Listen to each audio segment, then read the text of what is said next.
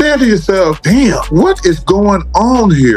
This is bad. This is very, very bad. Caitlin Clark is clearly a catalyst for a business that was, and let's be honest, Caitlin to some degree financially saved the WNBA. It was hemorrhaging money for years. It's actually to drive revenue so we can give the players extra income opportunities. I had to actually educate the players. They're like, good, 75 million divided by 144, pay us. Many people are wondering how the WNBA plans to make sure arenas aren't high-empty and TV ratings don't keep sliding in 2025. The league has chased success in so many ways, but at the heart of it, one truth stands tall. Keeping Caitlin Clark on the floor isn't just an option. It's the only solution that truly matters. End of the day, with her WNBA rookie season complete, let's see it. Most points by a point guard in a season in WNBA history. Most double-doubles by a rookie guard in WNBA history. Most points by a rookie in WNBA history. Most assists by a rookie in the history of the WNBA. This is why the conversations happening behind closed doors are already shaping a script where Clark and the Indiana Fever rise to claim the 2025 finals. And of course, the WNBA, who stand to profit the most, is the one quietly guiding the setup. It may sound far-fetched now, but just wait until you see the numbers we lay out to prove it. The total isn't millions. It's billions. NBA negotiated the WNBA's media deal alongside its own massive media rights agreement with Disney, NBC, and Amazon, and each of those companies will have their own WNBA packages. However, NBA Commissioner Adam Silver confirmed on Tuesday that the media deals were not finalized just yet. You got to build, you have to scale, and ultimately expansion had always been on my list. But we didn't want to rush into it because we wanted new owners, like new ownership groups. Anyone who knows sports here knows, like, it's a slog to be a sports owner. Caitlin Clark is the reason why a lot of Clark, celebrated for her limitless shooting range, fearless edge, and seasoned senior swagger, brought to the WNBA what it had been starving for. An extraordinary force of an athlete, magnetic enough to pull in hundreds of devoted admirers. Clark trying to get around Mabry. Clark to the rim, reverses it home through the contact. She became a well-known star beyond the court thanks to her sharp playmaking and those deep three-point shots launched straight from the logo. With physical defense she's faced at the professional level and voiced frustration with the league's officiating, recently telling reporters, quote, "I feel like I'm getting hammered and everybody is physical with me, and opponents get away with things that other people don't get away with." That's what Caitlin Clark said. What I am upset about, it's like, hey man, your meal ticket is under constant attack. There's been dirty play. Longtime WNBA fans couldn't stop buzzing about her, and people who had never tuned into a game before suddenly found themselves glued to their screens. Discouraged Alyssa Thomas from making some of her great passes. No one picks up Clark, who cans the three. However, Clark's impact stretched far past her highlight reels. It reached into the very fabric of the WNBA itself, shaping the league as a whole. But Cowan, who couldn't finish, behind the back again for Clark, give her another assist and a chance for a three-point play for Smith. She stepped into the league at a turning point. Even with some of the best talent on the planet, the WNBA had always struggled to capture the same spotlight as men's sports. Growth was happening, but slowly. Then came Clark, a star powerful enough to draw in both casual viewers and diehard fans alike.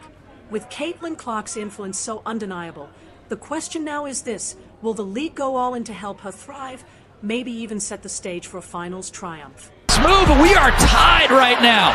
Clark to Samuelson, and there is, believe it or not, folks, the biggest. Caitlin Clark made a revolutionary splash the moment she was drafted by the Indiana Fever. In 2023, the team averaged barely 4,200 fans per game, one of the weakest attendance numbers in the league. But everything changed when Clark stepped on the floor in 2024. Suddenly, crowds soared to an average of 17,000, a staggering fourfold jump that lifted the Fever from dead last to the very top. Some marquee matchups sold out instantly, especially against powerhouse squads or other iconic stars like A.J.A. Wilson or Breanna Stewart.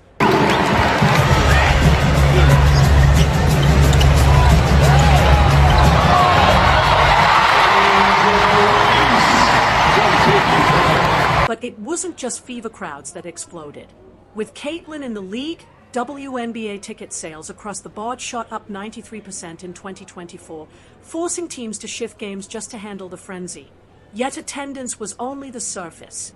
The real story revealed itself in the TV ratings. Asia Wilson keeps the possession alive for Vegas. Wilson gets denied by Stewart. Shot here in these finals. What about this one? Just a beautiful contest, all ball from the 7-1 wingspan. The entire WNBA experienced a surge of national attention during Caitlin Clark's very first rookie season. Indiana Fever select Caitlin Clark, University of Iowa. More than 2.2 million viewers tuned in for her very first WNBA game, making it the most watched in 23 years. Nielsen revealed that ESPN's WNBA audience jumped 170% over the previous season, while other networks climbed 133% in 2024. Numbers like these pushed the league into landing a massive new TV deal this year. Clark's presence alone delivered the WNBA an extra $2.2 billion in media revenue. And yet, that was only the beginning. National championships, 4 Big Ten championships. Yeah, there's my teammates. They're pretty awesome. And I think just a belief in myself, and my parents always instilled confidence in me from a young age when I was a young girl, and I think that's something a lot of young girls can learn to have, and I think people supporting them certainly helps. So, yeah, I think the biggest thing is the confidence, but I told my mom before this is like, you know, I earned it, and that's why I'm so proud of it. The Caitlin Clark effect only intensified as the Fever pushed into the playoffs. Each game drew an average of 2.5 million viewers glued to the action. But then, just as the momentum built, something happened. One thing that she said that really stuck out to me was about Christy Size actually having major control over this Fever locker room. Caitlin Clark for the 2 games that she was in the postseason. Outkick has the story available right now. You can go to outkick.com. Caitlin Clark's final WNBA playoff game. 2.5 million viewers. Appreciate you. Already arrived. I don't. I think she's going to be even better. And I think that what she has done for women's basketball, especially in this country, has been phenomenal. There is no woman, no matter how great you were as a player. Almost immediately after Caitlin Clark and the Indiana Fever were knocked out early from the playoffs, shockwaves hit the WNBA. Without Clark on the court, attendance in the following round of the postseason dropped sharply. Not tell people, hey, if you're just in this for Caitlin Clark, then get out. No, that is not the way you market your league. So it's not the way you grow. Suddenly, matchups billed as marquee showdowns between elite teams were being played in front of rows of empty seats. And it wasn't just the crowds that vanished. TV audiences crashed too, plunging from 2.52 million viewers during Clark's playoff games to barely 929,000 for the ones that followed. In total, viewership collapsed by more than 60%. it was Caitlin Clark, it was massive numbers. When it wasn't, it was even less on average than the previous playoff. This wasn't just a small dip. Many were stunned by the massive drop in engagement. Without its brightest star, how could the league hold on to its momentum? With every game that passed, Clark's value to the WNBA shone even brighter. Aja Wilson, Brianna Stewart, and Sabrina Ionescu were all incredible talents, but it was becoming clear that Caitlin Clark was something more. She had risen beyond the game itself. Now, one thing we've seen, and Holly Rowe talked to the players about this, last year they shot a lot of four-pointers as Sabrina knocks that one down for a four. She was becoming the WNBA's lifeline to keep fans engaged. Clark sat at the center of nearly every league promotion. Her highlights dominated network airwaves. Her clips spread faster on social media than anyone else's, and her appearances were locked into prime time.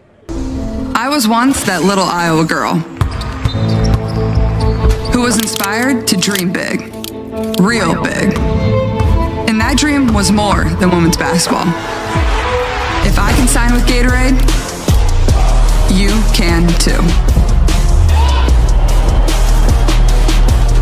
Everything to be proud of. I'm super proud. There's so much more we need to do. We're Caitlin Clark. This is just the beginning. Leagues naturally spotlight their brightest stars. Just look at the NBA, where Michael Jordan and later LeBron James carried the torch. But what happens when a league leans too heavily on just one player? That's the dilemma now staring down the WNBA. As great as Breanna Stewart and AJA Wilson are, they haven't pulled in casual sports fans the way Caitlin Clark has. And her early exit left the league scrambling. Offensive rebounding. We gave up one offensive rebound the whole second half. That was huge for us.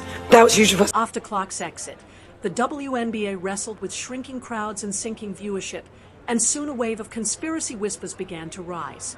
Caitlin Clark is the quote-unquote savior if she's the golden girl.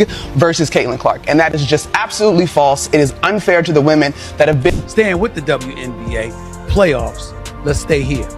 Let's just say the ratings aren't the same with Caitlin. Could the league quietly set the stage for Caitlin Clark to reach the finals next season, just to preserve the wave of momentum and excitement she's created? Could referees or officials nudge outcomes to give Clark's team, the Indiana Fever, or wherever she lands, a stronger path to a title?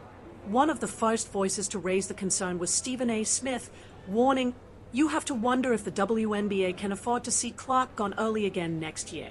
If she ends up in the finals thanks to a few questionable calls or favorable matchups, don't be shocked.